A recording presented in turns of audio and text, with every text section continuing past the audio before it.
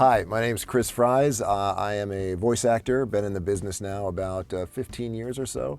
And some of the projects I'm most proud of, I've got some commercial campaigns that are running currently with Dodge and America's Best. I'm the owl in the America's Best spots. Chevron is another campaign that's going well. I also do a lot of promos for several networks, History Channel, Nat Geo, True TV, CBS, Fox, ESPN, and video games.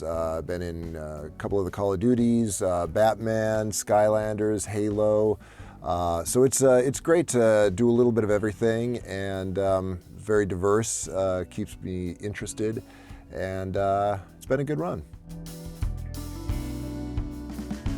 I got into voiceover originally out of college. I was wanting to be an on-air personality in a radio station and learned that voiceover was an actual job at that time. Didn't really even think about it. But at that point, it planted the seed. And from there, it just kind of piqued my interest. The more I started to learn about it, the more I became interested and then passionate.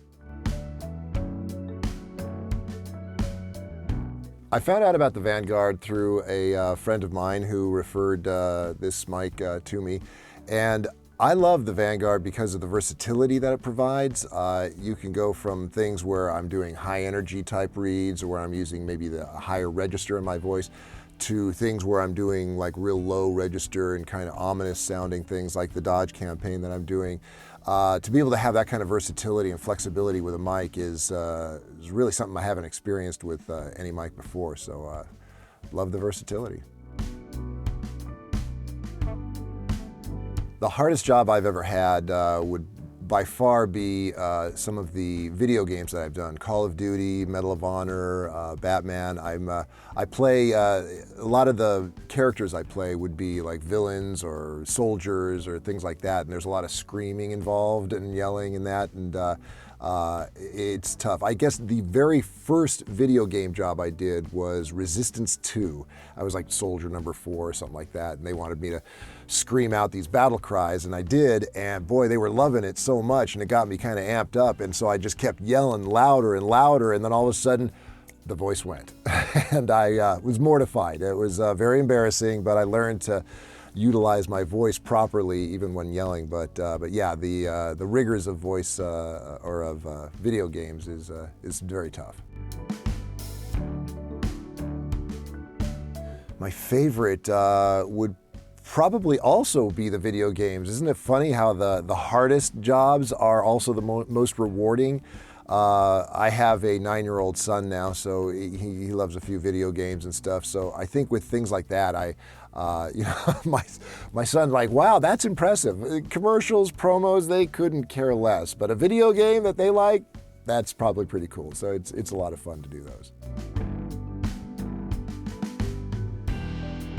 The advice I'd give myself is to be more patient. This is a marathon, this industry, this field, not a sprint. I was told that even when I was young, but didn't really listen because I was very ambitious and driven, and still am. So I think that still helps my career by being persistent and ambitious and driven. But from a mental standpoint, it was tough in the early goings to just be patient and realize if I do the things that are right and stay the course, good things will happen. And fortunately, they did. Advice that I would give aspiring voice actors would be to get the right coaching and training. Training is so important and often overlooked. A lot of times a new voice actor will think, oh, I've got a good voice. People tell me I have a nice voice. What else do I need?